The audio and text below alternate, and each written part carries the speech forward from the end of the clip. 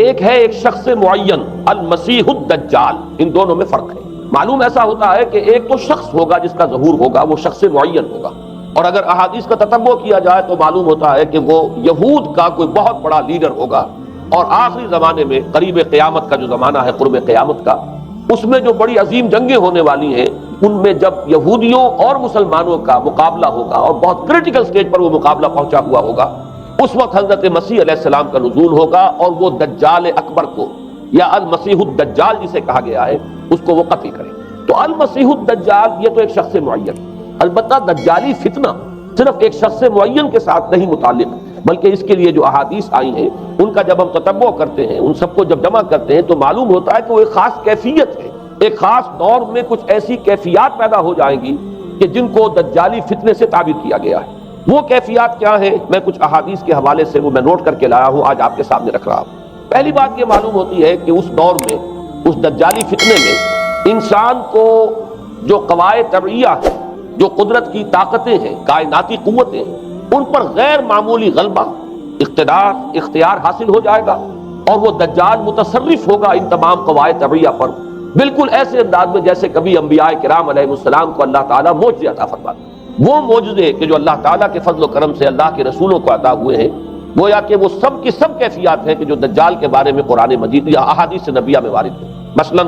پہلی بات یہ بتائی گئی کہ اس کے لیے فاصلہ بے معنی ہو کر رہ جائے گا، انتہائی تیز رفتاری ہوگی جو اسے حاصل ہوگی۔ چنانچہ الفاظ یہ ہے کالغیث سے استدبرت الریح، وہ ایک ایسے طوفان کے مانند جو ہے وہ سیلاب آئے گا کہ جیسے کوئی بہت زوردار آندھی جو ہے اس کے ساتھ طوفان آیا کرتا ہے۔ آپ سائیکلون کا تصور کیجئے کہ جس طریقے سے وہ ایک انتہائی تیز رفتار ہوا جو ہے وہ طوفان کو لے کر آتی ہے، اس طور سے وہ فتنہ پھیلے گا۔ ایک اور حدیث میں الفاظ ہیں فَلَا تَدَعُ قَرْيَةً إِلَّا حَبِطَتْهَا فِي 40 لَيْلَةً، یہ مسلم شریف کی روایت ہے حضرت نواس بن سمعان رضی اللہ تعالیٰ عنہ۔ کوئی قریہ تک نہیں چھوڑے گا دنیا کی کوئی آبادی چھوٹی سے چھوٹی جس میں وہ نہیں پہنچ جائے گا 40 دن کے اندر اندر۔ یہ اس کی تیز رفتاری کا عالم ہوگا، گویا کہ میں تعبیر کر رہا ہوں اسے ان الفاظ سے کہ فاصلہ بے معنی ہو کر رہ جائے۔ اسی کے ضمن میں بعض اور روایات آئی ہیں، سواری جو ہے اس دجال کی اس کو گدھے سے تعبیر کیا گیا ہے، اس لیے کہ ظاہر بات ہے اس دور میں اور کسی شے کا اگر تذکرہ کیا جاتا ہوائی جہاز کا یا راکٹس کا تو وہ تو لوگوں کی سمجھ میں نہ آتا، اور پہلے انہیں ساری سائنس پڑھانی پڑتی تب وہ الفاظ استعمال کرتے، لہذا وہ اس کا خچر، اس کا جس پر سواری ہوتی ہے، لیکن اس کی تیز رفتاری کے لیے الفاظ آئے ہیں کہ اس کا ایک قدم اگر مکے میں ہوگا تو دوسرا قدم شام میں جا کر پڑے، اور الفاظ یہ آئے ہیں کہ اس کے دونوں کانوں کے درمیان فاصلہ جو ہے وہ 40 باع کا یعنی 80 ہاتھ کا ہو، بلکہ حضرت علی رضی اللہ تعالیٰ عنہ کے خطبے میں جو اس کا بیان ہوا ہے کہ اس کا ایک کان جو ہے وہ 30 ہاتھ لمبا کان ہوگا اس کا۔ ابھی ذرا یہ صرف احادیث آپ سنتے جائیے، پھر اس کے بارے میں ان سب کو جوڑ کر جو ہمیں نتیجہ نکالنا ہے اس پر گفتگو بعد میں ہوگی۔ اسی طرح آواز کا معاملہ کہ اس کی آواز چہار دانگ عالم میں بیک وقت سنی جائے، الفاظ یہ ہے ینادی بصوت لہو یسمع لہو ما بین الخافقین، وہ ایک ایسی آواز کے ساتھ پکارے گا کہ جسے مشرق و مغرب کے مابین رہنے والا ہر شخص اس کی آواز جو ہے گویا کہ وہ تمام فاصلوں کے جو پردے ہیں اس کے لیے وہ حائل نہیں رہیں گے، بلکہ یہ کہ اس کی آواز جو ہے پوری دنیا میں مشرق و مغرب میں بیک وقت سنائی دے گی۔ تیسری بات معلوم ہوتی ہے کہ علاج معالجہ وہ اس انتہا کو اور عمل جراحی اس انتہا کو پہنچ جائے گا، یہاں وہ الفاظ آئے ہیں جو قرآن مجید میں حضرت مسیح کے معجزات کے لیے آئے۔ حضرت مسیح کے الفاظ میں ابرئ الاکمہ والابرص، کہ میں مادر ذات اندھے کو اور جو کوڑھ کا مرض تو ان دونوں کو میں ٹھیک کر دیتا ہوں۔ حضرت مسیح علیہ السلام صرف ہاتھ پھیرتے تھے اور مادر ذات جو نابینا ہے، اندھا، بینائی اس کی آ جاتی تھی، اور کوڑھی جو ہے اس کے جسم پر ہاتھ پھیرتے تھے اس کا کوڑھ درست ہو جاتا۔ ابرئ الاکمہ والابرص، وہی الفاظ آئے حدیث میں کہ دجال کو یہ قدرت حاصل ہو جائے گی۔ نمبر 2 یہ کہ وہ یحیی الموتیٰ، جیسے کہ حضرت مسیح کے الفاظ ہیں وہ یحیی الموتیٰ، میں زندہ کرتا ہوں مردے کو۔ حضرت مسیح فرماتے تھے ایک مردے کو قم باذن اللہ، اور وہ کھڑا ہو جاتا تھا۔ بالکل اسی طریقے سے دجال کو بھی قدرت حاصل ہو جائے گی کہ وہ مردوں کو زندہ کرے گا۔ مزید وضاحت ایک حدیث میں یہ ہے کہ وہ ایک شخص کو آری کے ساتھ بیچ میں سے چیرے گا، 2 ٹکڑے کر دے گا، پھر سینے گا اور زندہ کر دے گا۔ معلوم یہ ہوا کہ علاج معالجے کا علم اور دوسرے یہ کہ جراحی کا علم جو ہے وہ اپنی ان بلندیوں کو پہنچے گا کہ اس حد تک انسان کی رسائی ہو جائے گی۔ چوتھی بات، اس کو زمین اور فضا پر اس قدر غلبہ حاصل ہو جائے گا، الفاظ یہ حدیث کے یامر السماء فتمطر، وہ آسمان کو حکم دے گا بارش برسا اور وہ بارش برسائے گا، والارض فتنبت، اور زمین کو حکم دے گا کہ فصلیں اگا اور وہ اگائے گی، ویمر بالخربۃ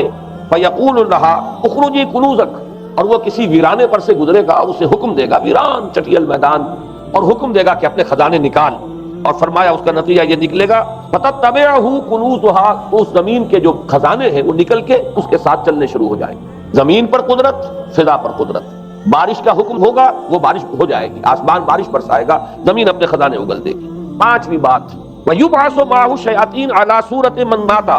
اس کے ساتھ کچھ ایسے شیاطین مبعوث ہوں گے کہ جو ان صورتوں کو اختیار کریں گے ان لوگوں کی جو مر چکے ہیں، من الآباء والأمہات والمعارف، جو آباء و اجداد اور مائیں اور دادیاں اور جو بھی جان پہچان والے لوگ ہیں جو فوت ہو چکے ہوں گے، وہ ان کی صورت اختیار کریں گے۔ فَتَأْتِيَ أَحَدَهُمْ فَيَقُولُ أَلَسْتُ فُلَانًا أَلَسْتَ تَعْرِفُنِي، پھر وہ آئے گا اور وہ شیاطین آئیں گے اور انسان سے کسی سے بات کریں گے، کیا تم مجھے نہیں پہچانتے؟ کیا میں تمہارا فلاں رشتہ دار نہیں ہوں؟ اپنی نشانیاں بیان کریں گے اور لوگ پہچانیں گے۔ یہ وہ احادیث ہیں کہ جن کا جو نتیجہ نکلتا ہے اس کو پہچان لیجئے۔ وہ نتیجہ یہ ہے کہ حضور صلی اللہ علیہ وسلم نے دجالی فتنے کے جو اوصاف بیان کیے یا جو علامات بیان کی، ان کا حاصل یہ ہے کہ سائنس اور ٹیکنالوجی کی وہ بلندیاں انسان کو حاصل ہو جائیں گی کہ جو چیزیں کبھی رسولوں کے معجزوں سے ظہور پذیر ہوتی تھیں، وہ قوانین طبیعہ پر تصرف کے باعث خود انسان کرنے لگے۔ یہ ہے در حقیقت حاصل۔ چنانچہ آج آپ دیکھیے وہ جو اس کا گدھا ہے وہ ہمارے آج کل کے ہوائی جہاز ہے، اور آپ کو معلوم ہے کہ یہ رڈار جو ہیں ان کے ہوائی جہازوں کے، یہ بالکل اینڈز پر ہوتے ہیں ان کے بازوؤں پر، اور یہی ان کے کان ہیں، انہی سے انہیں وہ معلومات حاصل ہوتی ہیں۔ خود ان کی لمبائی چوڑائی جو ہے وہ کتنی ہے، اور پھر یہ کہ ان کے درمیان فصل جو ہے وہ 80 ہاتھ کا یا 40 باہ کا وہ موجود ہے، اور جہاز کی ایک اڑان اب تو کہیں بات پہنچ گئی کہ آپ کو معلوم ہے کہ پوری دنیا کے گرد بھی ایک جہاز جو ہے وہ چکر لگا لیتا ہے چند گھنٹوں کے اندر۔ لیکن یہ ہے کہ عام جو رفتار ہے اس میں بھی ایک پڑاؤ سے دوسرے پڑاؤ تک، ایک جگہ سے جس کو ہاپ کرنا کہتے ہیں، یہ بھی کم سے کم 500-700 میل کا عام طور پر سفر جو ہے وہ جہاز طے کر رہا ہے۔ اسی طریقے سے ہماری جو سائنس کی، خاص طور پر جو طبی سائنس ہے، اب اس میں جس طریقے سے کہ زندہ رکھا جاتا ہے انسانوں، اور وہ ویجیٹیبل چاہے کہا گیا ہے ان کو ہیومن ویجیٹیبلز، لیکن یہ کہ دل کی دھڑکن بھی چلائے جا رہے ہیں، خوراک بھی پہنچا رہے ہیں، آدمی جو ہے وہ زندہ سال ہر سال تک زندہ پڑا رہتا ہے۔ اور یہ کہ سرجری بعض جانوروں پر تو یہ بات ہو چکی ہے کہ کاٹے گئے ہیں اور پھر ان کو سی دیا گیا ہے، جوڑ دیا گیا ہے۔ یہ تمام جو بھی معجزے ہیں اس وقت سائنس دکھا رہی ہے۔ اسی طرح اگر یہ معجزہ دیکھنا ہو کہ زمین لق و دق زمین، جہاں کہیں کوئی آثار نہیں تھے کسی ایک پتے تک کے اگنے کے، اگر وہاں لہلہاتے ہوئے آپ کو چمن دیکھنے ہو، تو ویسے سب سے پہلے تو یہ معاملہ ہوا تھا اسرائیل نے جو کر کے دکھایا تھا، لیکن اب تو آپ ابو ظبی چلے جائیے، سعودی عرب میں چلے جائیے۔ سعودی عرب کے اندر حال یہ ہے کہ آپ اگر ہوائی جہاز سے سفر کریں ریاض سے جدہ تک، تو آپ کو جگہ جگہ بڑے سرکولر پیچز نظر آئیں گے جہاز سے، نہایت گرین، اور اس کے اندر جو ہے آرٹیفیشل اریگیشن کے ذریعے سے اور بہت عمدہ وہاں کاشت ہو رہی ہے، بہت خوبصورت فارم جو ہے وہ تمام کے تمام سرکولر پیچز، اس لیے کہ جو اریگیشن ہوتی ہے وہ ان ویلز کے ذریعے سے ہوتی ہے کہ جو ایک سرکل میں چلتے ہیں اور پانی کی وہ آرٹیفیشل بارش جو ہے وہ ہوتی رہتی ہے۔ باقی یہ کہ فضا سے آرٹیفیشل رین، یہ تو بہت ہی سادہ سی بات ہے کہ فضا کے اندر ایٹماسفیرک کنڈیشنز کو ذرا تبدیل کیا جائے تو بارش آ جاتی ہے۔ اور باقی رہ گیا آواز کا یہاں سے وہاں جانا، وہ تو آواز ہی نہیں ہے، تو آپ صورتیں دیکھ رہے ہیں۔ آپ کو نیو یارک میں بیٹھا ہوا خطاب کرے، آپ پوری دنیا کے اندر جہاں چاہیں، وہ آل ورلڈ اینٹینا آپ کے پاس صرف ہونا چاہیے، باقی یہ کہ آپ دنیا کے کسی بھی گوشے میں بیٹھے ہوئے کسی شخص کا خطاب جو وہ سن سکتے ہیں۔ تو معلوم یہ ہوا کہ در حقیقت یہ جو دجالی فتنہ ہے، یہ جس کے اوصاف جو بیان کیے گئے، ابھی میں اس کو لفظ فتنہ سے تعبیر نہیں کر رہا، اسے جس چیز نے فتنہ بنایا وہ ابھی میں آپ سے عرض کروں گا، لیکن یہ جتنے اوصاف حدیث میں آئے، جتنی صفات بیان ہوئی ہیں، جو کوائف وہاں سامنے آ رہے ہیں، ان سب کا حاصل تو ایک لفظ میں یہ ہے کہ سائنٹیفک ڈیولپمنٹ اور ٹیکنالوجیکل ڈیولپمنٹ وہ اس درجے کی ہو جائے گی کہ قواعد طبیعہ پر، فورسز آف دی نیچر پر انسان کو تصرف اور تسلط حاصل ہو جائے گا، اور وہ انہیں استعمال کرے گا، اور اس طریقے سے اس کے اندر وہ ساری کی ساری کیفیات جیسے کہ آج ہم دیکھ رہے ہیں اپنی نگاہوں کے سامنے وہ پیدا ہو جائیں۔ اب سوال یہ ہے کہ اس شے کو فتنہ کس چیز نے بنایا، یہ بات سمجھ لیجیے۔ جہاں تک سائنسی ترقی کا تعلق ہے، تکنیکی ترقی کا تعلق ہے، یہ چیزیں فی الاصل فتنہ نہیں ہے، یہ تو وہ علمہ آدم الاسماء کلہا کا ظہور ہے۔ اللہ تعالیٰ نے ازل میں حضرت آدم علیہ السلام کو جو صلاحیت عطا فرما دی تھی، یہ ایکسفولیشن ہے اس کا ظہور ہے۔ جیسے کہ آم کی گٹھلی میں آم کا درخت ہے، لیکن ظاہر بات ہے کہ اس کو درخت بننے میں وقت لگتا ہے، پہلے وہ 2 پتے نکلتے ہیں، پھر وہ بڑھتا ہے معاملہ، کئی سال میں جا کر وہ درخت جو ہے وہ جوان ہوگا، وہ پھل دے گا۔ اسی طریقے سے یوں سمجھیے کہ بالقوہ وہ علم حضرت آدم علیہ السلام کو دے دیا گیا، یعنی وہ صلاحیتیں ودیت کر دی گئیں، وہ فیکلٹیز، سمع اور بصر اور فؤاد، دیکھو سنو نتیجہ نکالو اور آگے بڑھو۔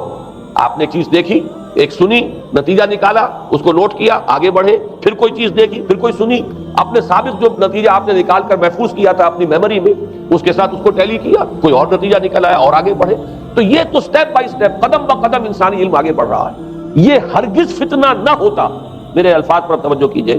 اگر اس کے ساتھ متوازن طور پر ایمان اور روحانیت کا ارتقا بھی ہوتا رہے. اگر اس کے ساتھ اللہ کی معرفت، اللہ کی محبت، آخرت کا ایمان، منزل انسان کی جو ہے وہ آخرت ہے، دنیا نہیں ہے،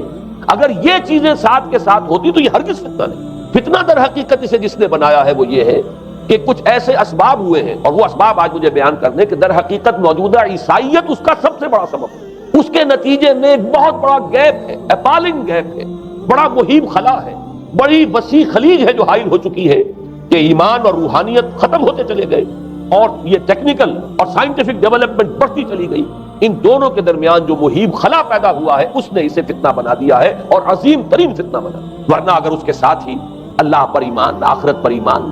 اور انسان کے اندر ایمانی کیفیات، اس کی روحانی کیفیات اگر یہ بھی برقرار رہتی، بلکہ اس کے ساتھ متوازن طور پر ان کو ترقی کرنا چاہیے تھی، تو یہ ہرگز فتنہ نہیں ہے. تو پہلی بات یہ سمجھ لیجئے کہ اگرچہ دجالی فتنے کے جو صفات، اس کے اوصاف، اس کی علامات، اس کے مظاہر جو بھی حدیث کے ذریعے سے ہمیں معلوم ہے، جس کا میں نے ابھی آپ کے سامنے تذکرہ کیا، وہ سب در حقیقت تعبیر ہے. اس دور کا جو محاورہ ہے، اس دور کی جو زبان ہے، اس دور میں جن الفاظ سے گفتگو کی جا سکتی تھی، اس دور کے ایڈیم میں آج کی جو سائنٹیفک اور ٹیکنالوجیکل ترقی ہے گویا کہ اس کی تعبیر کی گئی ہے کہ وہ دجالی فتنہ ہوگا. لیکن اس شے کو فتنہ بنانے والی شے در حقیقت یہ ہے کہ ایک بہت بڑی خلیج حائل ہو چکی ہے ایمان اور روحانیت، اور دوسری طرف سائنٹیفک اور ٹیکنالوجیکل ڈیولپمنٹ میں. ان دونوں کے درمیان اتنا بودھ اور فخر پیدا ہو گیا ہے کہ جس کی وجہ سے اس نے فتنے کی شکل اختیار کی. اس کا سبب کیا ہے، آج ہمیں اس پر غور کرنا ہے. دیکھیے حضرت مسیح علیہ السلام کا دین، اور جیسا کہ میں نے عرض کیا اس سورہ کہف کے پہلے رکوع میں تذکرہ انہی کا ہو رہا ہے. وَيُنذِرَ الَّذِينَ قَالُوا اتَّخَذَ اللَّهُ وَلَدًا مَا لَهُم بِهِ مِنْ عِلْمٍ وَلَا لِآبَائِهِمْ كَبُرَتْ كَلِمَةً تَخْرُجُ مِنْ أَفْوَاهِهِمْ يَقُولُونَ إِلَّا كَذِبًا فَلَعَلَّكَ بَاخِعٌ نَفْسَكَ عَلَىٰ آثَارِهِمْ إِن لَّمْ يُؤْمِنُوا بِهَٰذَا الْحَدِيثِ أَسَفًا. ان آیات کا پہلے ترجمہ آپ سن لیجئے. جو پہلی آیات ہے ان کا ترجمہ ہم کر چکے ہیں. کل حمد اس اللہ کے لیے ہے جس نے اپنے بندے پر کتاب نازل فرمائی اور اس میں کوئی کجی نہ رکھی، جو بالکل سیدھی ہے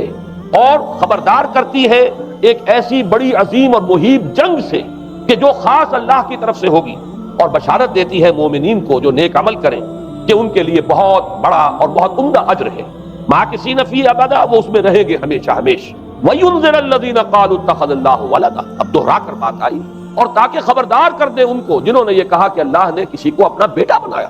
مَا لَهُم بِهِ مِنْ عِلْمٍ، نہیں ہے ان کے پاس اس کے بارے میں کوئی علم. وَلَا لِآبَائِهِمْ، نہ ان کے آباء و اجداد کے پاس کوئی علم تھا، کوئی عقلی دلیل نہیں، کوئی اللہ کی اتاری ہوئی کسی کتاب میں، اللہ کے اتارے ہوئے کسی صحیفے میں اس کے لیے سند نہیں.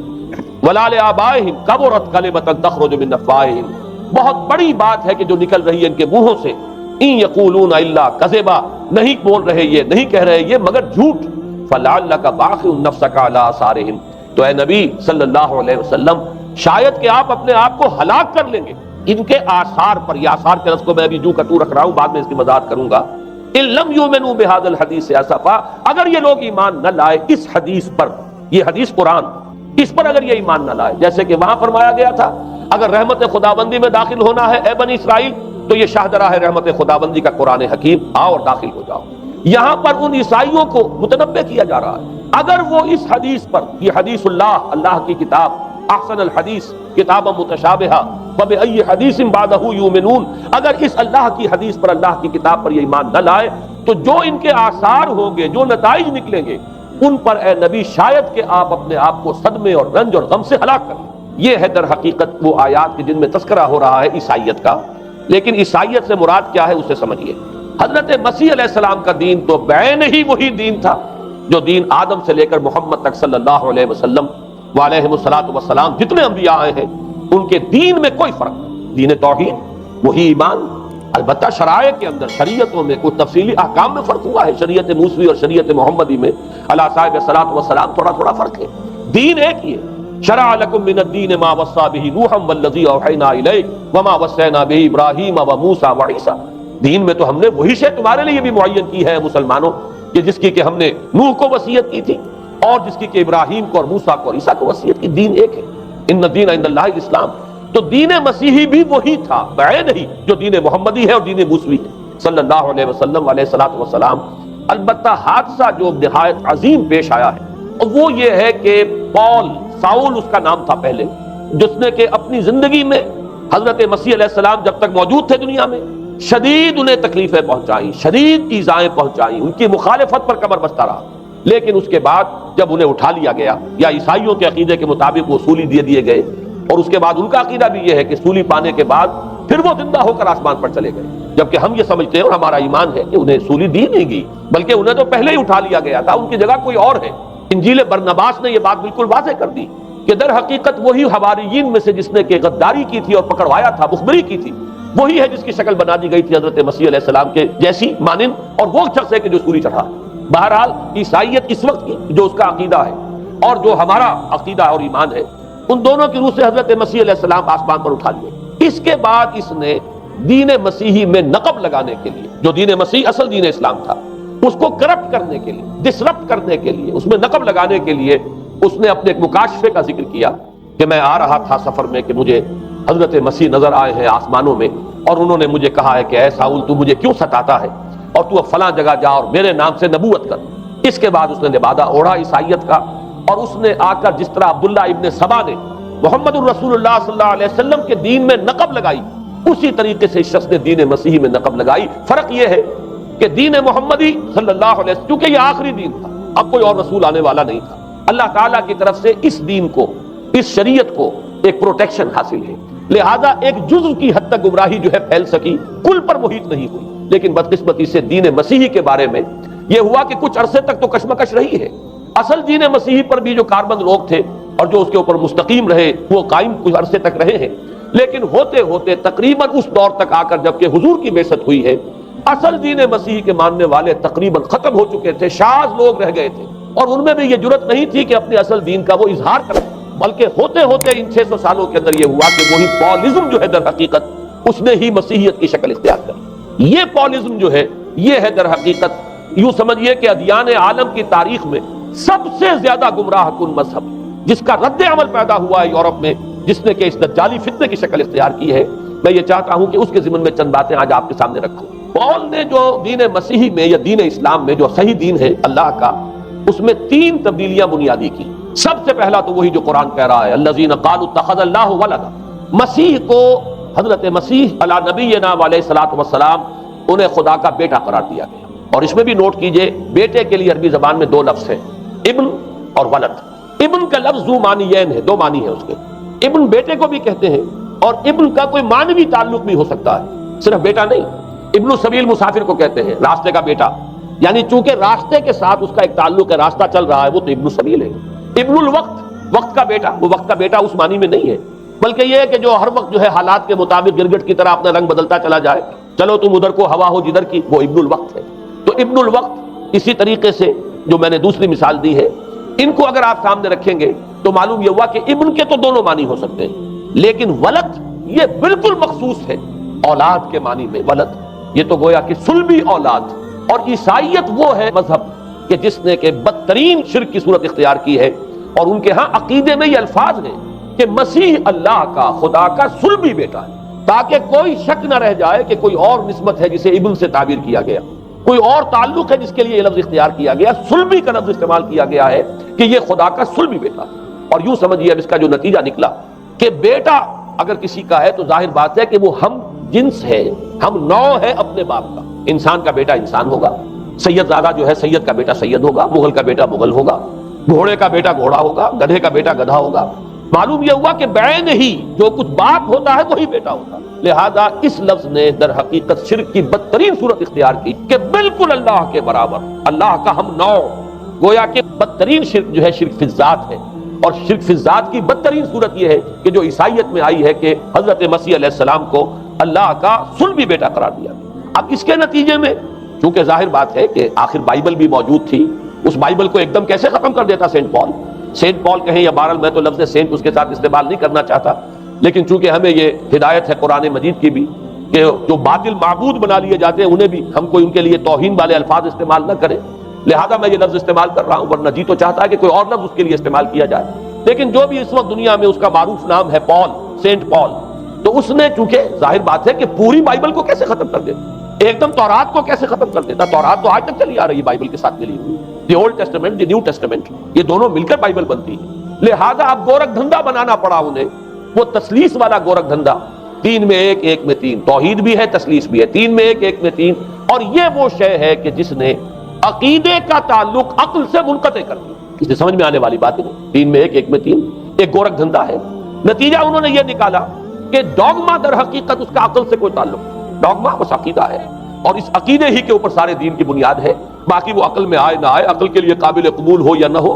یہ بات اچھی طرح سمجھ لیجئے کہ اگرچہ ہمارے ہاں ہم بھی یہ بات کہتے ہیں کہ بہت سے حقائق جو ہے کائنات کے وہ ایسے ہیں کہ جن تک عقل کی رسائی نہیں، اس کے لیے ہم مجبور ہیں، محتاج ہیں وحی کی ہدایت کے، لیکن دو چیزوں میں فرق کیجئے، ایک ہے عقل سے ماورا ہونا اور ایک ہے عقل کے خلاف ہونا، ان دونوں چیزوں میں زمین و آسمان کا فرق۔ ایک وہ حقائق ہے کہ جو عقل از خود ان تک رسائی حاصل نہیں کر سکتی، لیکن جب وہ سامنے آتے ہیں تو عقل تسلیم کرتی ہے کہ ہاں یہ بات سمجھ میں آتی ہے۔ ایک وہ چیزیں ہیں کہ جن کو عقل تسلیم نہیں کرتی، تو ایک ہے مخالف عقل، ایک ہے ورائے عقل، ان دونوں میں زمین و آسمان کا فرق ہے۔ ہمارے دین میں تو عقل کو اپیل کیا گیا ہے، لعلکم تعقلون، لعلہم یعقلون، اولو الالباب الذین یعقلون۔ اب ظاہر بات ہے کہ عقل کو ہاتھو برہانکم ان کنتم صادقین، لاؤ دلیل اپنی، تو دلیل سے عقل سے اپیل کی گئی۔ اور اس میں وہ رشتہ جو میں نے کئی مرتبہ بیان کیا علامہ اقبال کے اشعار کے حوالے سے، کہ عقل گو آستاں سے دور نہیں، اس کی قسمت میں پر حضور نہیں، اور گزر جا عقل سے آگے کہ یہ نور چراغ راہ ہے، منزل نہیں۔ منزل تک تو عقل نہیں پہنچائے گی لیکن راستہ تو دکھاتی ہے، اور جب کہ وحی کی روشنی سامنے آتی ہے تو عقل اس کی تصدیق کرتی ہے۔ یہ ہے ہمارا موقف اور یہ ہے عقلی معقول موقف۔ لیکن عیسائیت نے، بلکہ کہنا چاہیے پالزم نے، مجھے یہاں پر لفظ عیسائیت اب استعمال کرنا نہیں چاہیے اس لیے کہ حضرت عیسیٰ سے اب اس کی نسبت نہیں رہی، حضرت عیسیٰ سے اس کی نسبت جو ہے یہ مس نومر ہے، یہ غلط نام ہے۔ دی 100 کا مصنف جو ہے ڈاکٹر مائیکل ہارٹ، اس نے یہ بہت بڑی بات کہی، اس نے کہا در حقیقت موجودہ جو عیسائیت ہے اسے پالزم کہنا چاہیے، یہ پالزم ہے، کرسچینٹی نہیں، اس لیے کہ در حقیقت حضرت مسیح علیہ السلام کی تعلیم جب تک وہ دنیا میں تھے وہ یہ نہیں تھی کہ جو پال نے دی۔ البتہ اس نے پال کو بہت بڑا شخص مانا، اس میں کوئی شک نہیں، اس لیے کہ اس نے تاریخ کے ایک دھارے کا جو ہے وہ رخ موڑ دیا ہے، اللہ تعالیٰ کے صحیح دین کو گویا کہ قلع قمع کر کے ایک نیا دین اس طریقے سے پھیلایا ہے کہ آج بھی شاید دنیا میں کثیر ترین تعداد عیسائیت ہی کے نام لیواؤں کی ہے، واللہ عالم، یا شاید گوتم بدھ کے ماننے والوں کی ہے۔ بہرحال یہ کہ بہت بڑی تعداد میں آج حضرت مسیح علیہ السلام کی طرف جو منسوب ہے غلط طور پر دین، اس کے نام لیوا دنیا میں، اس اعتبار سے وہ یقیناً اس کا تو حق رکھتا ہے کہ اس کا نام بھی اس کتاب میں آئے کہ جس نے تاریخ کے اوپر اثرات اپنے پیدا کیے۔ اور حضرت مسیح علیہ السلام جب تک دنیا میں تھے، عیسائیت کی حقیقت بنی اسرائیل یا یہودیت کے ایک فرقے سے زیادہ نہیں تھی، ڈیٹیچ نہیں ہوا تھا یہ دین حضرت موسیٰ علیہ السلام کے دین سے، لیکن یہ کہ پال نے اسے بالکل ایک مستقل بذات ایک جدا گانا دین کی شکل دے دی ہے، تو یہ پالزم ہے۔ پالزم نے در حقیقت سب سے پہلا کام یہ کیا کہ عقل سے بالکل تعلق منقطع کر دیا۔ عقیدہ ڈوگما، ڈوگما جو ہے وہ خلاف عقل، جو بات عقل میں آئے نہ آئے بس مان لی۔ تو پہلی تو یوں سمجھیے کہ نقب جو لگی ہے دین کے اندر وہ اس تسلیس کے حوالے سے، اور تسلیس کا گورکھ دھندا خلاف عقل، لہذا ڈوگما کی جو کا لفظ جو استعمال ہوا ہے کہ بس اس کو تو ہم مانیں گے چاہے وہ عقل کے لیے قابل قبول ہو چاہے نہ ہو۔ دوسرا، اس سے بھی زیادہ آپ دیکھیے ایک سے ایک بڑھ کر اینٹ رکھی جا رہی ہے، خشت اول چون حد میں مار کر تاثریا امیر احمد دیوار کر۔ دوسرا کفارے کا عقیدہ جو مبنی ہے صلیب کے عقیدے پر۔ مسیح نے انتہائی ذلت کی موت، یعنی صلیب کی موت جو ہے وہ خود کہتے ہیں کہ انتہائی ذلت کی موت ہے۔ یہ ذلت کی موت کا پیالہ اس لیے پیا تاکہ اس کے ماننے والوں کی طرف سے کفارہ ادا ہو جائے۔ مسیح کفارہ ادا کر چکا ہے، اب جو شخص بھی مسیح کو مان لے گا اس کی گویا کہ نجات ہو گئی، اس کا عمل سے کوئی تعلق، عمل ہو نہ ہو، بد کردار ہو، اچھا کردار والا ہو، نیک ہو، بھلا ہو، جیسا بھی ہو، برا ہو، بدماش ہو، لچا ہو، لفنگا ہو، مسیح کو مان لے، صرف ماننے پر، اس لیے کہ مسیح تو اس کی طرف سے کفارہ پیش کر چکا۔ سارے گناہوں کا کفارہ جو ہے مسیح نے انتہائی ذلت آمیز موت جو ہے قبول کر کے گویا کہ اپنے ماننے والوں کے تمام گناہوں کا کفارہ دے دیا۔ یہ دوسرا عقیدہ، اس کا نتیجہ کیا نکلا؟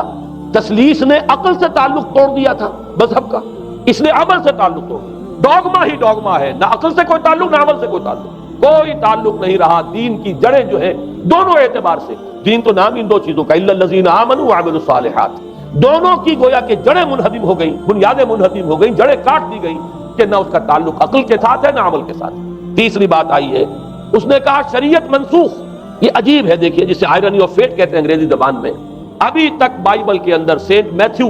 کے جو روایت ہے، متی کی انجیل جسے کہا جاتا ہے، gospel of the Lord according to Saint Matthew, اس میں جو سرمن آف دی ماؤنٹ ہے ایک واعظ ہونے کے اعتبار سے واقعتاً میں اس کی عظمت کا بڑا قائل ہوں، عظیم ترین واعظ ہے دنیا کا۔ اس کے شروع میں یہ الفاظ موجود ہیں، don't think I have come to destroy law, ہرگز یہ نہ سمجھنا کہ میں شریعت کو ختم کرنے آیا۔ وہ یہ کہہ کر گئے تھے کہ شریعت موسوی تم پر لاگو رہے گی، عائد رہے گی، لیکن پال نے تیسرا نقب لگایا، شریعت ساقط کر دی۔ اس کی ضرورت کیوں محسوس ہوئی یہ بھی سمجھ لیجئے۔ حضرت مسیح یہ کہہ کر گئے تھے کہ میں صرف بنی اسرائیل کے لیے آیا ہوں، میں اسرائیل کے گھرانے کی کھوئی ہوئی بھیڑوں کی تلاش میں آیا ہوں۔ انجیل میں یہ الفاظ آج بھی موجود۔ حضرت مسیح نے اپنے حواریین کو جب بھیجا ہے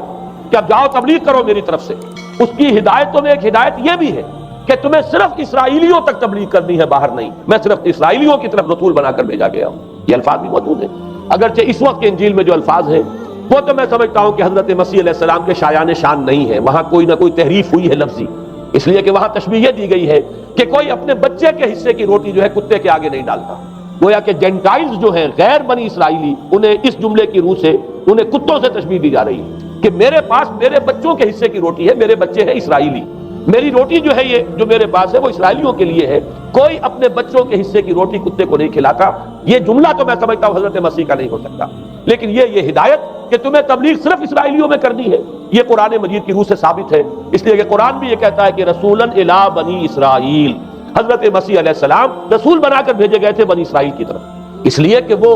یوں سمجھیے کہ جسے ہمارے ہاں عام اصطلاحات میں علماء کہا کرتے ہیں تاج و تخت ختم نبوت، وہ تاج و تخت ختم نبوت تو ابھی منتظر تھا محمد رسول اللہ صلی اللہ علیہ وسلم کی آمد کا، کہ وہی آئیں گے تو انہی کی بعثت ہوگی پوری نوع انسانی کی طرف۔ آپ سے پہلے کسی رسول کی بعثت پوری نوع انسانی کی طرف نہیں ہوئی بشمول حضرت مسیح علیہ السلام۔ ہر جو ہے رسول جو آیا ہے آپ سے پہلے اپنی اپنی قوموں کی طرف آیا ہے، لیکن اس پال نے کیا کیا؟ پہلے تو یہ اصول توڑا،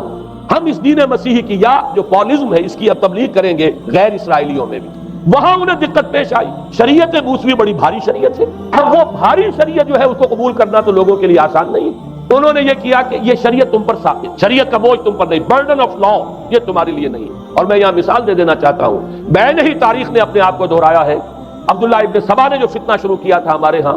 ہماری تاریخ میں جو اس کے اثرات پھر پیدا ہوئے ہیں، ان میں سے ایک جو ہے وہ شکل وہ اسماعیلیت والی ہے، کہ اسماعیلیت نے بھی بین ہی یہی شکل اختیار کی ہے۔ ہندوستان میں آ کر جب اسماعیلی داعیوں نے جب تبلیغ کی ہے تو شریعت ساقط کر دی۔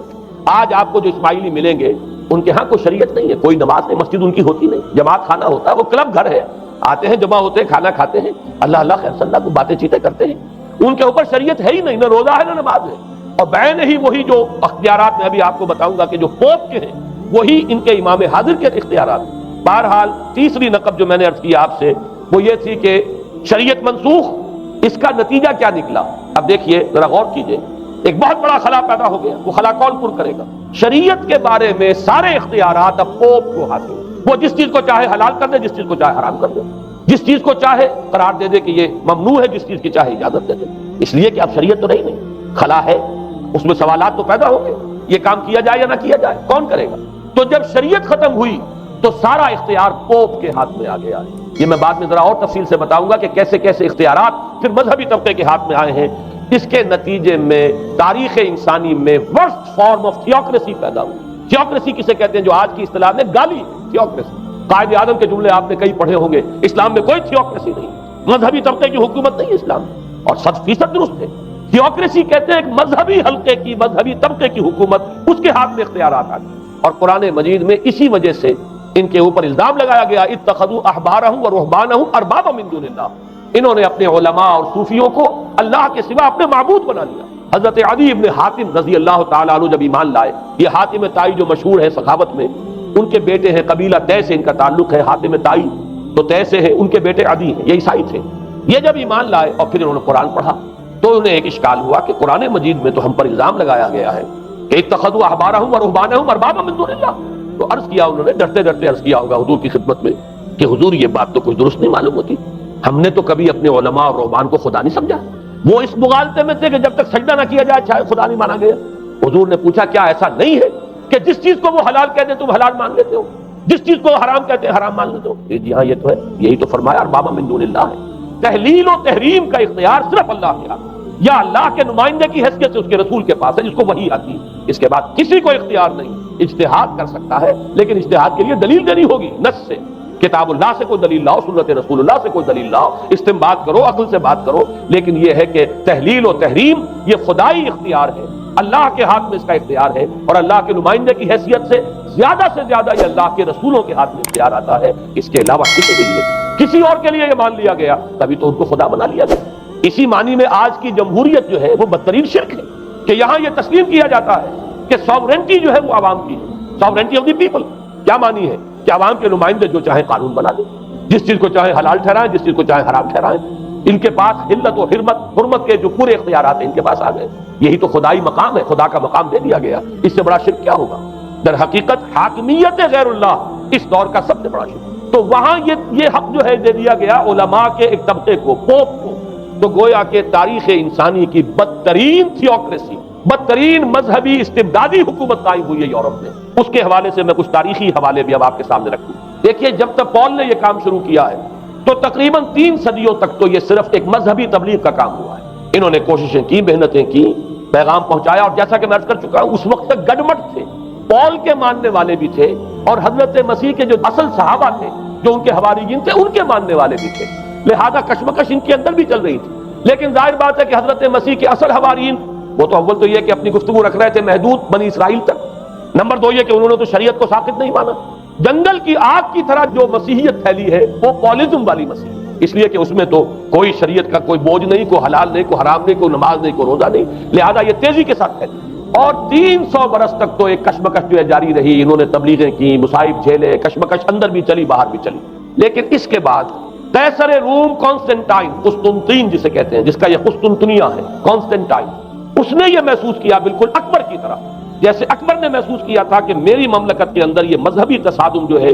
یہ سب سے بڑی یوں سمجھیے کہ انسٹیبلٹی کا سبب ہے، لہذا ان تمام مذہبوں کو ایک ہاون دستے میں ڈال کے کوٹ پیس کر ایک بناؤ۔ وہ جو دین اکبری یا دین الہی جو اس نے کیا تھا اس سیاسی مصلحت کی وجہ سے کہ یہ ہندو مسلم تصادم اور دوسرے مذاہب کا ٹکراؤ جو ہے وہ ہندوستان کو ایک سیاسی وحدت اور ایک اپنی سیاسی عظمت کی طرف پیش قدمی کرنے کا جو راستہ ہے اختیار کرنے سے روکتا ہے، لہذا یہ کام کیا جائے۔ یہی قسطنطین نے کیا۔ اس نے جب دیکھا بڑی کشمکش چل رہی ہے اس نے خود عیسائیت اختیار کی۔ عیسائیت کون سی اختیار کی؟ پالیزم والی۔ ظاہر بات ہے اس کے لیے بھی اصل عیسائیت اختیار کرنا جو ہے مشکل تھا، پالیزم والی۔ اور اس کے بعد یہ اب اسٹیٹ کی جو مشینری تھی، جو طاقت تھا، جو دباؤ تھا، اس کے حوالے سے اب یہ مسیحیت جو ہے پورے رومن امپائر کے اندر اب یہ بڑی تیزی کے ساتھ جس کو کہنا چاہیے اس کا ایک نظام قائم ہوا، اور جو مذہبی طبقہ تھا اس کا اقتدار مستحکم ہوا۔ اس کے باوجود 200 برس اور گزرے۔ یونان چونکہ بہت بڑا مرکز تھا علم کا، فلسفے کا، سائنس کا، حکمت کا،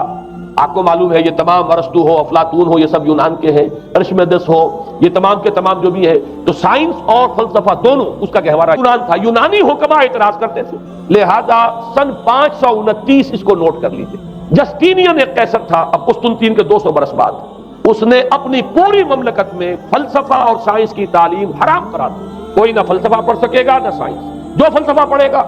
اس کو مرتد قرار دے دیا جائے گا اور زندہ آگ میں جلا دیا جائے گا۔ انکوزیشن کورٹس قائم ہوئی، وہ صرف مذہبی عدالتیں اس لیے قائم ہوتی تھی کہ جس کے بارے میں معلوم ہو جائے کہ یہ فلسفہ پڑھتا ہے یا یہ سائنس پڑھتا ہے، اس لیے کہ فلسفہ اور سائنس دونوں جڑ کاٹتے ہیں اس ڈوگما کی۔ وہ ڈوگما جو پالیزم والا ڈوگما ہے اس کی جڑ کھودنے والی ہے دونوں چیزیں، اور چونکہ وہ دونوں عقل کو اپیل کرتی ہیں، یہ ڈوگما عقل کے متضاد ہے، لہذا مذہب کا تحفظ اسی طرح ہو سکتا ہے کہ اب ان دونوں کو بالکل ممنوع قرار دے دیا جائے۔ یوں سمجھیے کہ تقریباً 1000 برس تک یورپ میں، چونکہ سب سے بڑی امپائر یہی تھی، یورپ میں فلسفہ اور حکمت اور یہ سائنس کی تعلیم ممنوع رہی۔ یہ ہے در حقیقت سب سے پہلا کام جو جسٹینین نے کیا 529۔ اس کے بعد آگے چل کر پوپ کا جو اقتدار ہے وہ اتنا زبردست بنا ہے، پوپ کو اختیار حاصل ہو گیا جس چیز کو چاہے وہ قانون کا درجہ دے دے، اس لیے کہ شریعت تو ہے نہیں، خلا پوپ کون کرے گا؟ پوپ کو کرے گا۔ پوپ کو اختیار حاصل ہو گیا، وہ جس کے گناہ چاہے معاف کر دے۔ اب دیکھیے اگرچہ ویسے تو گناہ پہلے ہی معاف ہو گئے کہ جس نے مسیح کو مان لیا گناہ تو معاف ہو گئے اگلے پچھلے سب، لیکن یہ کہ پھر بھی ایک خلش رہ جاتی ہے انسان کے دل میں، کیونکہ ایک اخلاقی حص انسان کے اندر اللہ نے پیدا کی ہوئی ہے۔ جب کوئی شخص کرتا ہے، کوئی بدکاری کرتا ہے، کوئی چوری کرتا ہے، ڈاکہ ڈالتا ہے، تو وہ جو ایک کانشنس ہے وہ جو پرک کرتا ہے، اس کو بھی ختم کرنے کے لیے اگر پوپ یا کارڈینل یا اس کے کسی نمائندے کے سامنے جا کر اعتراف گناہ کر لو اور کچھ اس کی مٹھی گرم کرو، کچھ ہدیہ پیش کرو، تو توبہ نامہ، معافی نامہ تمہیں دے دیا جائے گا، اور وہ جو چیز ہے وہ تمہارے لیے سند ہے کہ کوئی تم سے بات پرس تمہارے گناہ کی نہیں۔ پھر ان کی قیمتیں تھی، ان کے لیے بڑی بڑی جو ہے ہدیے مقرر کیے گئے تھے۔ تیسری چیز بائبل کا اول تو یہ کہ مفہوم جو ہے وہ کوئی سند نہیں ہے، اس لیے کہ بائبل ہانٹ کر رہی تھی نا،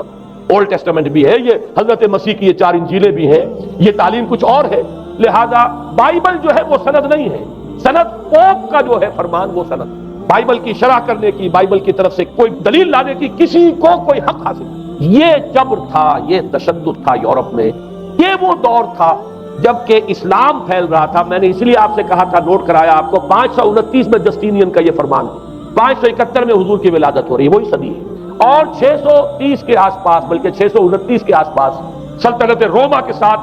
مسلمانوں کا ٹکراؤ شروع ہوا۔ تو یہ تاریخی ان کو ریلیشن جو ہے ذہن میں رکھیے، جس وقت مسلمان آئے اور 200-300 برس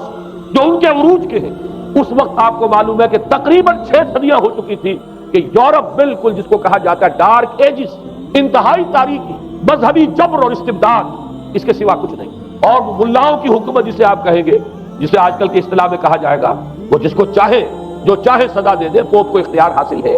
کسی کے بارے میں ذرا جیسے بعض اوقات خبریں سچی ہیں یا جھوٹی، لیکن میں مثال دے رہا ہوں، جیسے خبریں آتی رہی ہیں ایران کے بارے میں کہ کہیں اگر معلوم ہو گیا ہے تو پاسداران انقلاب پہنچے اور سمری ٹرائل اور فوراً ختم کیا آدمی۔ اس قسم سے انکوزیشن رپورٹس جو ہے وہ کورٹس وہاں قائم ہوئی، اور یوں سمجھیے کہ لاکھوں افراد تحت کیے گئے، زندہ جلائے گئے۔ لیکن اس کے بعد جب عالم اسلام میں وہ روشنی پھیلی، اور خاص طور پر بنو عباس کے زمانے میں، اب بھاگ بھاگ کر وہاں جو بھی تھے فلسفے کے اور سائنس کے کوئی دلچسپی رکھنے والے، وہ بھاگ کر عالم اسلام میں آ گئے۔ یہاں اب وہ کتابیں جو ہیں ان کے ترجمے ہوئی، خاص طور پر مامون اور ہارون الرشید کے زمانے کے اندر یہ علم جو ہے ہندوستان سے بھی لیا، یونان سے بھی لیا مسلمانوں نے، اور اس کے بعد یہ غرناطہ اور قرطبہ کی یونیورسٹیوں کے ذریعے سے اس علم نے پینیٹریٹ کیا ہے دوبارہ یورپ میں۔ دیکھیے سرکل کیسے بنا ہے، یونان کا علم آیا ہے پہلے عالم اسلام میں، مڈل ایسٹ میں، اور پھر ادھر سے ہو کر چکر کھا کر اور اسپین کی یونیورسٹیوں کے ذریعے سے یورپ میں انٹروڈیوس ہوا ہے۔ اس وقت پھر اصلاح مذہب کی تحریک شروع ہوئی، اور ساتھ ہی تحریک احیاء العلوم رینیسنس، اس کے نتیجے میں وہاں بیداری پیدا ہوئی۔ لیکن یہ بیداری اب آپ نوٹ کر لیجئے، ایک تو پروٹیسٹنٹ مذہب پیدا ہوا،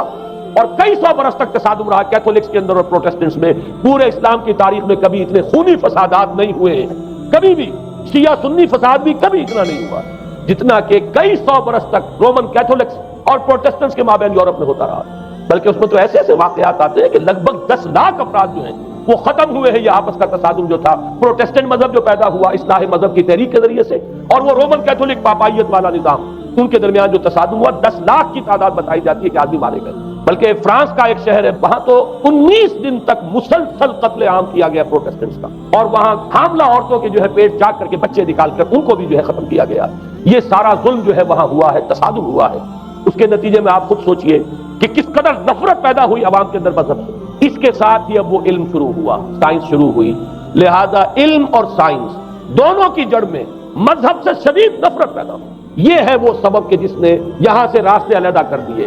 اور مذہب چونکہ جبر کرتا ہے، مذہب چونکہ عقل کے اوپر بیڑیاں بٹھاتا ہے، پہرے بٹھاتا ہے، بیڑیاں ڈالتا ہے، اور مذہب چونکہ تشدد کرتا ہے، لہذا مذہب کے خلاف ایک نفرت، ایک ریئیکشن، یہ ہے اس ساری سائنسی ارتقاء اور سائنٹیفک اور ٹیکنالوجیکل جو ڈیولپمنٹ ہوئی ہے، اس کی جڑ میں مذہب سے نفرت جو ہے اس کے بیج بو دیے گئے۔ اور یہ 200-250-300 سال میں اب یہ جو تناور درخت بن کر آیا ہے کہ ایک طرف سائنس کی ترقی، ٹیکنالوجی کی ترقی آسمان کو چھو رہی ہے، آج انسان چاند کے اوپر تو انسان کے قدم جو ہے پہنچ چکے ہیں، اور آپ کا ایک راکٹ جو ہے وہ پورے تمام سیارے جو ہیں کہ ہمارے سولر سسٹم کے ہیں ان سب کا چکر لگا کر اور وہ اس سے باہر چلا گیا ہے، خلا کے اندر کہاں گیا کچھ پتا نہیں۔ لیکن یہ کہ تقریباً یوں سمجھیے کہ سن 77 کا چلا ہوا وہ،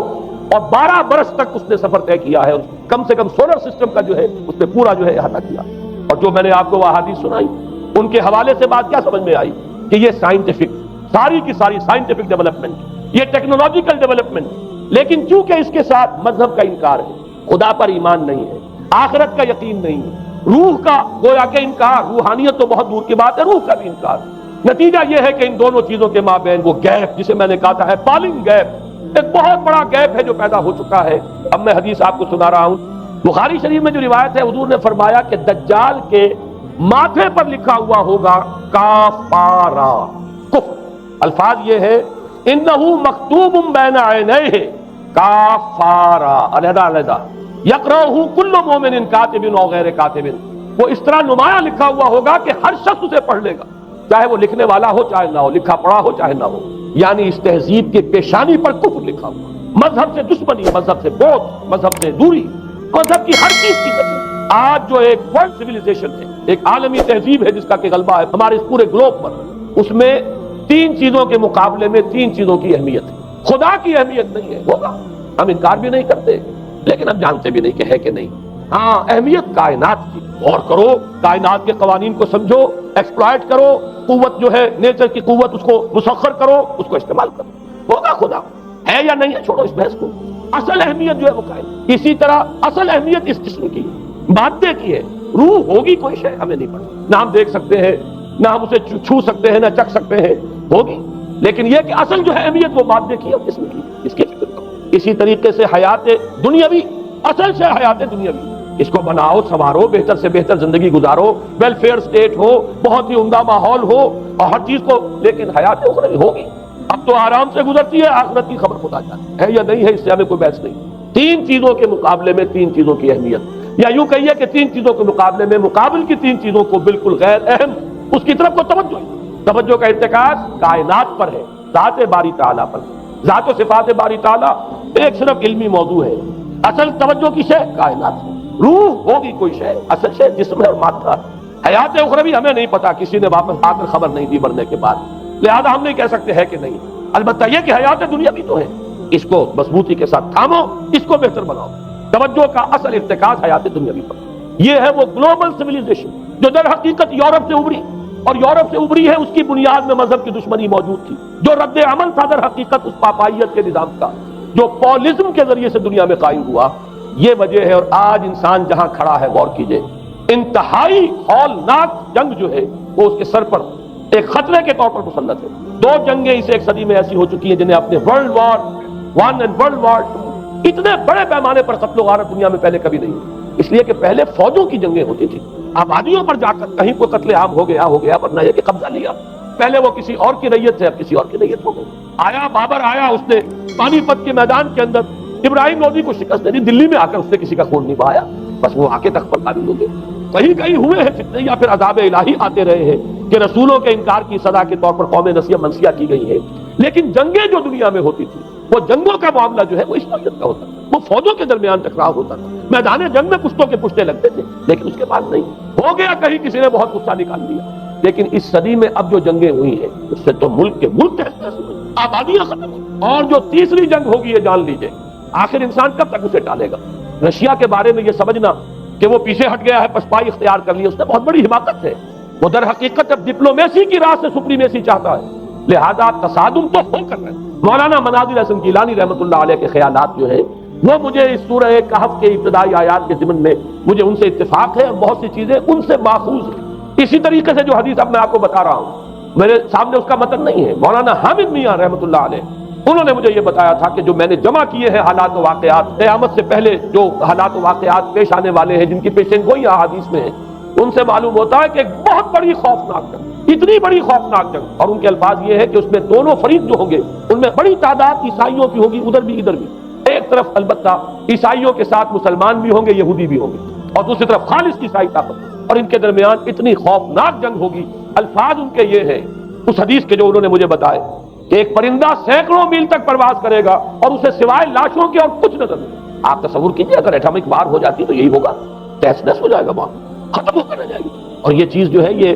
بہرحال یہ جتنا کچھ پائل اپ کیا گیا ہے، یہ ڈسٹرکٹیو فورس سائنس کی یوں سمجھیے کہ معراج اب یہی ہے۔ اب تو سٹار وارز کی باتیں ہو رہی ہیں کہ صرف زمین پر نہیں، باہر بھی یہ جنگیں ہمیں لڑنی پڑیں گی، لیکن یہ کہ اس کا کیا حال ہوگا۔ امریکہ میں ایک پکچر تیار کی گئی تھی، دی ڈے آفٹر غالباً اس کا نام ہے، اس میں ایک نقشہ دکھایا گیا ہے اس قدر ہولناک کہ یہ 100 اور اونچی منزلہ عمارتیں جو ہے یہ ایسے جیسے کہ کچے گھروندے ہوتے ہیں، ایسے وہ پگھل کر رہ جائیں گی، اور یوں سمجھیے کہ انسان جو ان کے اندر ہوں گے، ایک ایک منزل کے اندر، ایک ایک ایسی 100 منزلہ عمارت کے اندر ہزاروں آدمی ہوتے ہیں، جیسے کہ کوئی ایسی کالونی ہو کوئی ان کی چیونٹیوں کی، اور اس پوری کالونی کو آپ اپنے پاؤں سے بسل دیں، ایسے انسانوں کا حال اگر وہ جنگ ہو جاتی جس کا نقشہ کھینچا گیا۔ یہ ہے در حقیقت وہ بات کہ جو مولانا مناظر حسن گیلانی فرما رہے ہیں ان آیات مبارکہ میں، وَيُنذِرَ الَّذِينَ قَالُوا اتَّخَذَ اللَّهُ وَلَدًا، تاکہ خبردار کر دے یہ قرآن ان لوگوں کو جنہوں نے کہا ہے کہ اللہ نے بیٹا بنایا، بدترین شرک کا جنہوں نے ارتکاب کیا، اور اسی ولدیت مسیح کے عقیدے سے وہ ساری کرپشن جو ہے دین خداوندی کی، دین مسیحی کی اصل جو دین تھا اس کی جو ہوئی ہے، اس کے نتیجے میں آج نوع انسانی وہاں کھڑی ہے۔ اسی لیے آیت نمبر 2 میں فرمایا وَيُنذِرَ بَأْسًا شَدِيدًا مِّن لَّدُنْهُ، تاکہ خبردار کر دے ایک بہت بڑی جنگ سے۔ ہمارے اکثر مفسرین نے یہاں پہ ایک بہت بڑا عذاب کہہ کر جو ہے وہ گزر گئے، لیکن واحد یہ لفظ ہے قرآن مجید کا، یہ مقام ہے جہاں لفظ باس آیا، اور مولانا مناظر حسن گیلانی نے بحث کی باس تو جنگ کو کہتے ہیں، قرآن مجید میں جہاں بھی یہ لفظ آیا جنگ کو کہتے ہیں۔ تو ایک بہت بڑی ہولناک جنگ جس کے لیے فرمایا من لدن ہو، یہ تمہارے اپنے پیمانوں پر نہیں آئے گی، یہ تمہارے حساب کتاب میں نہیں آ سکتا جو ڈسٹرکشن ہوگی۔ جیسے کہ آپ علم لدنی کہتے ہیں، ایک علم وہ ہے جو جانے بوجھے طریقے سے حاصل کیا جاتا ہے، ایک علم لدنی ہے جو خاص اللہ تعالیٰ اپنے کسی بندے کو عطا فرما دے۔ اس جنگ کی جو ہلاکت خیزی ہے وہ تمہارے حساب کتاب میں آنے والی نہیں ہے۔ لِيُنذِرَ بَأْسًا شَدِيدًا مِّن لَّدُنْهُ وَيُبَشِّرَ الْمُؤْمِنِينَ الَّذِينَ يَعْمَلُونَ الصَّالِحَاتِ أَنَّ لَهُمْ أَجْرًا حَسَنًا مَّاكِثِينَ فِيهِ أَبَدًا۔ البتہ اللہ تعالیٰ بچائے گا اپنے اہل ایمان بندوں کو جو نیک عمل پر بھی قائم۔ اب میں وہ حدیثیں آپ کو سنا دوں، میں نے پہلے بخاری کی حدیث آپ کو سنا دی کہ اس پورے فتنے کے معلوم ہوگا کہ اس کی دونوں آنکھوں کے مابین کافارا لکھا ہوا ہے کفر، گویا کہ یہ سمبل ہے، یہ علم، یہ علامت ہے اس جدید موجودہ تہذیب کی، کفر، الحاد، مادہ پرستی، خدا کا انکار، آخرت کا انکار، روح کے وجود کا انکار۔ اس کے بعد فرمایا، یہ ابو داؤد کی روایت ہے، فواللہ ہے تو خدا کی قسم وہ وقت جب آئے گا، ان الرجل لیاتی ہے وہو یحسب انہ مومن، ایک شخص حاضر ہوگا اس کے پاس، دجال کے پاس، اور وہ شخص اپنے آپ کو مومن سمجھتا ہوگا کہ مومن ہے، فَيَتَّبِعُهُ بِمَا يُبْعَثُ بِهِ الشُّبْهَاتِ، لیکن جو شبہات اس فتنے کی وجہ سے اس کے اندر پیدا ہو جائیں گے اس کی وجہ سے وہ بھی اسی کی پیروی کرے گا۔ آج آپ عالم اسلام کا نقشہ دیکھ لیجیے، ذہنوں کے اندر جو شبہات ہیں، ایمان کے بارے میں یقین کی کیفیت کتنوں کو حاصل ہے، وہی ساری ہماری بھی ویلیوز ہیں، وہی مادی تہذیب جو ہے، آج ہم بھی اسی کے پیروکار ہیں، سمجھتے ہیں اپنے آپ کو مسلمان، سمجھتے ہیں مومن، لیکن ذرا تجزیہ کیجیے۔ اسی کو میں نے اپنے اس کتاب میں اسلام کی نشرت ثانیہ میں تفصیل سے واضح کیا کہ در حقیقت رگ و پے میں سرایت کر گئی ہے یہ تہذیب۔ بظاہر جو ہے نظر آتا ہے جیسے روئے ارضی پر، زمین کے اوپر تو آپ کو کہیں اونچائی نظر آ جائے گی، کہیں نیچائی نظر آ جائے گی، کہیں پانی ہے، کہیں خشکی ہے، ذرا اوپر چلے جائیں تو ہوا ہے، ہوا کا غلاف پورے کرۂ ارضی کو اپنے اندر لیے ہوئے۔ یہی حال ہے ہر ملک میں آپ چلے جائیں، نیچے کے لوگوں میں کچھ مذہب نظر آ جائے گا تھوڑا بہت۔ ہندوستان میں بھی اگر کوئی مندروں میں جاتا تو گھٹیا آدمی جاتے ہیں، بیچارے نیچ لوگ جاتے ہیں، بڑا لوگ آدمی کوئی نہیں جاتا۔ ہمارے ہاں بھی جا کے ہوتے ہیں مساجد میں سفارا تو غریب، پردہ رکھتے ہیں اگر کوئی تمہارا تو غریب۔ شہروں میں ایک کاروباری طبقہ ضرور ایسا ہے جو نماز روزے کے ساتھ اس کا ایک شوق ہے، لیکن آپ جا کے دیکھ لیجیے دیہات کے اندر کیا حال ہے۔ تو معلوم یہ ہوا کہ نیچے تو شاید کچھ نہ کچھ فرق ہے، یہ مسلمان ملک ہے، یہ ہندو ملک ہے، یہ فلاں ملک ہے، یہ بدھ مت کا ملک ہے، لیکن اوپر چلے جائیں یعنی ہر ملک کے اوپر جو ایلیٹ ہے، جو اعلیٰ تعلیم یافتہ، جو آپ کی ملٹری اور سول بیوروکریسی ہے ٹاپ کی، وہ تو ایک ہی رنگ میں رنگے ہوئے، ان کا لباس وہی، ان کا رہن سہن وہی، ان کا تمدن وہی، نام کا فرق اگر نہ ہو تو پتہ نہیں چلے گا یہ مسلمان ہے کہ ہندو ہے کہ سکھ ہے، پر پتہ چلے گا وی پی سنگھ نام ہے تو پتہ چلے گا کہ ہندو ہے، لیکن یہ کہ باقی اس کی وضاحت، اس کا لباس، اس کا اٹھنا بیٹھنا، آپ کے ہاں یہ تو کچھ عوامی دور میں آ کے کرتا شلوار جو ہے وہ آئی ہے، لیکن وہ بھی اندرون ملک ہوتی ہے، باہر جا کر ہمارے اپنے ان لوگوں کے جو لباس ہوتے ہیں آپ کو دیکھیے کہاں فرق معلوم ہو جائے گا کہ کون مسلمان ہے اور کون ہندو اور کون پارسی ہے اور کون عیسائی۔ تو معلوم یہ ہوا کہ اوپر ایک ہی گلوبل سویلائزیشن ہے جس کا دور دورہ ہے، اور اس سویلائزیشن کے ماتھے پر لکھا ہوا ہے کافارا، اس میں وہ ایمان نہیں ہے، اس میں الحاد ہے، مادہ پرستی ہے، کفر ہے۔ اس میں آخری حدیث جو میں آپ کو سنا رہا ہوں، حضور نے فرمایا آخر من یخرج الیہ النساء، اس فتنے کی طرف پیش قدمی کرنے والا آخری طبقہ ہوگا عورتوں، وہ جب اس تہذیب کی طرف لپکیں گے، یہ طبقہ جب آگے بڑھے گا، یہ جو ہمارے ہاں بھی جلوس نکلتے ہیں، شریعت کا مذاق اڑانے والے جلوس، اسلامی احکام کی نفی کرنے والے جلوس نکلتے ہیں، اور ان کے جس طریقے سے ڈسپلے ہوتا ہے اخبارات کے اندر، جتنا ان کے لیے اعزاز ہے، جتنی ان کے لیے یہاں پر تکریم ہے ہمارے معاشرے کے اندر، اس کو پیش نظر رکھیے۔ آخر من یخرج الیہ النساء حتی ان الرجل لیرجع الی امہ وابنتہ واختہ وعمتہ فیوثقها رباطا، یہاں تک کہ ایک بندہ مومن کا حال یہ ہو جائے گا کہ وہ دوڑے گا اور کوشش کرے گا اپنی ماں کو، بیٹی کو، بہن کو، پھوپھی کو باندھ کر رکھے کہ وہ نکل نہ جائے۔ یہ حال ہو جائے گا کسی شخص کا۔ آج کتنے لوگ بے بس ہو چکے ہیں، اب وہ باندھ کر رکھنے والے بھی گویا کہ ہتھیار ڈال چکے، ورنہ یہ کہ ایک دور تھا کہ کچھ نہ کچھ باندھ کر رکھنے والے تو تھے، لیکن اب تو آزادی کی صورت آئی ہے تو باندھ کر رکھنے والے جو ہے وہ ہار مان چکے۔ اب تو آپ دیکھیں گے اچھے بھلے نظر یہ آتا ہے، داڑھی رکھی ہوئی ہے، خود جو ہے وہ مذہبی مزاج کے ہیں، لیکن بالکل بے پردہ کو خاتون جو ہے این ان کے اسکوٹر کے پیچھے بیٹھی ہوئی یا ان کے کار کے اندر ان کی برابر کی سیٹ کے اوپر بیٹھی ہوئی جا رہی ہے۔ بے پردگی، یہ اباحیت، ہمارے اخبارات کا جو حال ہے اس کو دیکھیے، خدا کے لیے یہ رنگین صفحات بند کرو، لیکن مجال ہے جو کسی کے کان پر چھو سکتی ہے۔ لہذا حدیث کے الفاظ نوٹ کیجئے، آخر من یخرج الیہ النساء، اس فتنے کی طرف پیش قدمی کرنے میں آخری طبقہ جو ہوگا وہ خواتین کا ہوگا۔ حتی ان الرجل لیرجع الی امہ وابنتہ واختہ وعمتہ، یہاں تک کہ آدمی دوڑے گا، پکڑے گا اپنی ماں کو، اپنی بیٹی کو، اپنی بہن کو، اپنی پھپھی کو، اور اسے باندھ کے ہی کوشش کرے گا کہ کہیں وہ اس طریقے سے اس دجالی فتنے کے اندر جو ہے وہ اسی کی پیروی کے اندر گھر سے نہ نکل جائے۔ یہ ہے وہ فتنہ جس کی لپیٹ میں اس وقت پوری دنیا آئی۔ اب نوٹ کیجئے، اس فتنے کے لیے اب میں چند باتیں اور کہہ رہا ہوں۔ لغوی بحث کیا ہے؟ دجال کسے کہتے ہیں؟ یہ بنا ہے لفظ دجل سے۔ دجل اور فریب یہ ہماری زبان میں بھی مستعمل، دجل و فریب، دھوکہ دینے والی شے، ملمہ، حقیقت کچھ ہو اوپر کچھ اور پردہ ڈال دیا گیا، یہ دجل، گندم نمائی جو فروشی، دجل ہے، فریب ہے۔ اسی کے لیے دوسرا لفظ عربی زبان کا جو قرآن میں کثرت سے ہے وہ غرور، دھوکہ۔ اصل میں یہ دنیا دھوکہ ہے جو حیات اخروی کے لیے ایک پردہ بن کر ہماری آنکھوں پر پڑ گیا ہے۔ میں وہ آیات اب آپ کو